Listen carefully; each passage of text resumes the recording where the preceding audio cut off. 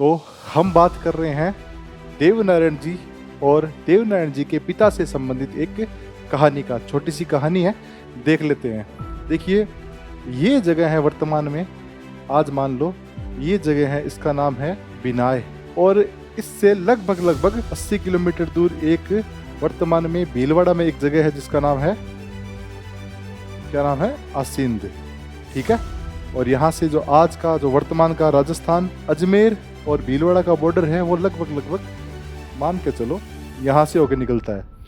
तो बिनाय का एक शासक था, बिनाय का एक शासक था जिसका नाम था राव दुर्जनशाल। ये राव दुर्जनशाल अपने आप को इस संपूर्ण क्षेत्र का राजा समझता था। असिंध पर राज कर रहे थे देवनारायण जी के पिता, जिनका नाम था सवाई भोज, और उनके 23 भाई, यानी कुल 24 भाई थे। और ये कुल 24 भाई इस पर राज कर रहे थे। देवनारायण जी के पिता, जिनका नाम था सवाई भोज, और सवाई भोज के साथ साथ इनके 23 बड़गावत भाई, ये सामंत थे यहाँ के। दुर्जनशाल राजा था। अब होता क्या है कि सवाई भोज और जो इनके 23 बड़गावत भाई हैं, ये सभ्य आदमी थे, लोगों का काम करते, लोगों की सहायता करते, ये सब काम करना इनका था। तो इनसे इनके एक गुरु थे, इनके एक गुरु थे जिनकी ये सेवा करते थे। उन गुरु का नाम था रूपनाथ जी। रूपनाथ जी की इन्होंने सेवा की। तो रूपनाथ जी प्रसन्न होकर इनको एक घोड़ी देते हैं, एक चमत्कारी घोड़ी देते हैं, जिस घोड़ी का क्या नाम था, नाम याद रखना, बावली नाम था। इन्होंने इन भाइयों को एक घोड़ी गिफ्ट में दी कि भाई ये घोड़ी जब तक आपके पास रहेगी तब तक आपकी प्रतिष्ठा में किसी प्रकार की कमी नहीं आएगी, आपकी प्रतिष्ठा और आपको दिन दुनी रात चौगुनी तरक्की होगी आपकी। ठीक है। तो उस घोड़ी का क्या नाम था, बावली। अब ये यहाँ के सामंत है। दुर्जनशाल अपने आप को राजा समझता है। दुर्जनशाल को पता लगा कि इन लोगों के पास एक ऐसी घोड़ी है जो चमत्कारिक है, चमत्कारिक होने के साथ साथ जिसके पास ही होगी उसकी निरंतर तरक्की होगी या फिर प्रगति होगी। तो दुर्जनशाल संदेश भिजवाता है कि भाई चुपचाप ये घोड़ी मेरे पास ले आओ, चुपचाप क्या करो, ये घोड़ी मेरे पास ले आओ। तो सवाई भोज और इनके बड़गावत भाई कहते हैं कि अपना काम करो, आप अपने काम से काम रखो, हमें सिखाने की जरूरत नहीं है क्या करना क्या नहीं करना, आप हमारे राजा नहीं हो। लेकिन दुर्जनशाल कहता है भाई मैं तो राजा हूँ, आप मानते नहीं हो, वो अलग बात है। तो ये दुर्जनशाल की कहना नहीं मानते और ये घोड़ी बावली को इसके हवाले, दुर्जनशाल के हवाले नहीं करते। उसके बाद में एक छोटा सा एक घटना और होती है। ये घटना दुर्जनशाल के लिए क्या बन गई, एक वो कहते हैं ना अपमान का घूंट। ठीक है। अपमान की बात हो गई कि ये अपने आप को राजा समझता है और सामंत इसकी बात नहीं मान रहे। तो एक अपमान तो ये हो गया। एक हुआ क्या था कि कुछ टाइम पहले यहाँ पे ये राव दुर्जनशाल और एक जगह थी जयसिंहपुरा, एक जगह थी जयसिंहपुरा। इसका जो शासक होता है या इसका जो सामंत होता है वो अपनी बेटी का विवाह दुर्जनशाल से करने के लिए प्रॉमिस कर देता है। क्या कर देता है, दुर्जनशाल के साथ मैं अपनी बेटी का विवाह कर दूंगा। और उस बेटी का नाम था रानी जयमती। तो रानी जयमती का विवाह दुर्जनशाल से करने की बात चलती है, लेकिन रानी जयमती ने सवाई भोज के बारे में सुन रखा था। सवाई भोज की प्रतिष्ठा बहुत ज़्यादा थी, प्रतिष्ठा थी, नाम था, दिखने में सुंदर थे। तो रानी जयमती मन ही मन इनसे प्रेम करने लगी थी।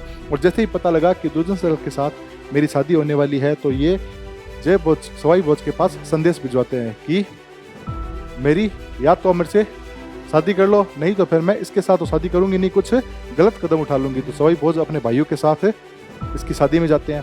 और जैसे ही दुर्जनशाल तोरण पे आता है, जैसे ही दुर्जनशाल तोरण पे आके यहाँ पे ऐसे बातचीत करने की कोशिश करता है, तो जयमती मना कर देती है कि भाई मैं आपके साथ शादी नहीं करूंगी। तो दुर्जनशाल कहता है अगर तुम मेरे साथ शादी नहीं करोगी तो ऐसी किसकी मजाल है जो मेरे अलावा तुमसे शादी कर सके, मैं भी देखता हूँ। तो सवाई भोज वहाँ पे पहले से मौजूद थे। सवाई भोज के मैं करूँगा शादी। तो राव दुर्जनशाल को और गुस्सा आ जाता है। तो सवाई भोज जयमती को भी ले जाते हैं, यानी ना तो उसको घोड़ी मिली ना इसको रानी जयमती मिली दुर्जनशाल को।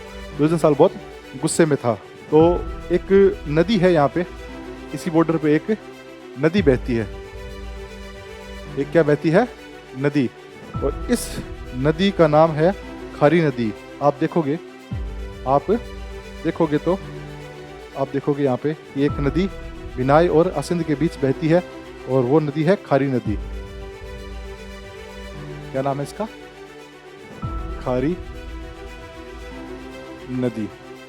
खारी नदी पर एक दिन सवाई भोज और इनके भाई आसपास घूम रहे होते हैं, तो दुर्जन साल इनसे शत्रुता कर चुका होता है, क्योंकि दुर्जन साल एक तो रानी ले गए और एक घोड़ी बावली भी इसको नहीं दी, तो दुर्जन साल मन ही मन से शत्रुता कर बैठता है। और शत्रुता करता है तो इनको कैसे न कैसे करके इनका पूरा वंश और इनको ख़त्म करने की सोचता है। और एक बार ये डायरेक्ट इन पे बिना बताए, बिना कुछ इन्फॉर्मेशन के अपनी सेना लेके इन पे चढ़ाई कर देता है और सवाई भोज और 23 बड़गाउत भाइयों को खारी नदी के पास युद्ध होता है, जिसको कहते हैं खारी नदी का युद्ध, वहाँ पे इनको मार देता है, वहाँ पे इनकी हत्या कर देता है। लेकिन इन सब की तो हत्या होगी, ये सबको ख़त्म करना चाहता था, ये इनके पूरे वंश को ख़त्म करना चाहता था। तो सवाई भोज की पत्नी थी एक और, जयमती से पहले एक पत्नी थी जिनका नाम था सेडू खटाणी। सेडू खटाणी, इस सेडू खटाणी के पुत्र थे अपने देवनारायण जी।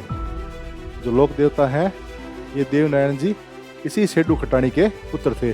तो ये सेडू खटाणी देवनारायण जी और देवनारायण जी के एक बड़े भाई थे महेंद्र, उनको लेके अपने पीहर चली जाती है।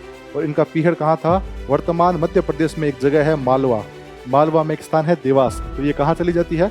ये इनको लेके चली जाती है देवास। राव दुर्जन साल सोचता है कि भाई और कोई नहीं बचा, सब मर गए, यहाँ पे अपना राज है।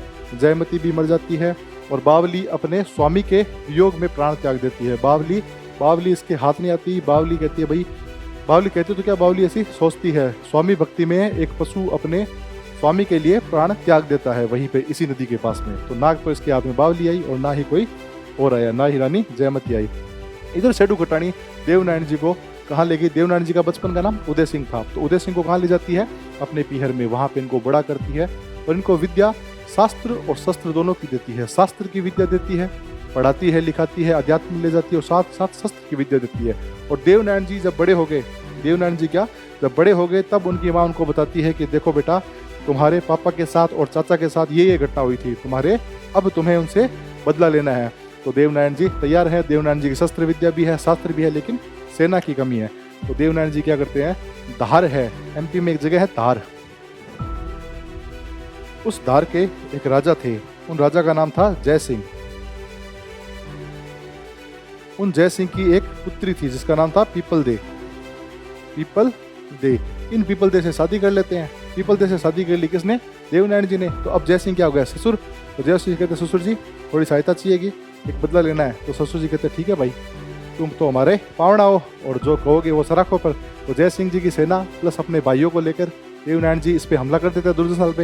ये मदमस्त बैठा था आपने वहाँ पे आराम से कि यार अब तो कोई नहीं है, अब तो मैं ही में हूँ, क्या दिक्कत है। तो दुर्जन साल पे हमला करके दुर्जन साल का ये वध कर देते हैं देवनारायण जी, मार देते हैं उसको और अपने पापा और चाचा की मौत का बदला लेते हैं। उसके बाद में खुद राजा नहीं बनते, अपने भाई को, जिसका क्या नाम था? महेंद्र। और या तो एक उनको भूणा जी भी कहते हैं, भूणा जी को यहाँ का शासक बनाता है बिनाय का। तो बिनाय का शासक बनाया, इसलिए देवनारायण जी का एक नाम और पड़ गया। क्या नाम पड़ गया? राज्य क्रांति के जनक। और देवनारायण जी ने शस्त्र की विद्या ली थी, उसका उपयोग यहाँ किया। उसके बाद देवनारायण जी ने शास्त्र की विद्या भी ली थी। किसकी विद्या ली थी? शास्त्र की विद्या ली थी। इसका मतलब वो अब अपनी पत्नी को लेके, पत्नी कौन थी? पीपल दे, इनको लेके देवमाली चले जाते हैं। वर्तमान में ब्यावर में एक जगह है देवमाली, देवमाली चले जाते हैं और वहीं पे बसते हैं। वहाँ पे वो गोवंश की सेवा करते हैं। उनके पास खूब संख्या में, हजारों की संख्या में गाय थी, गायों की सेवा करते और आध्यात्म में लीन रहते। और अंततः वहीं पे उन्होंने अपने प्राणोत्सर्ग किए। प्राणोत्सर्ग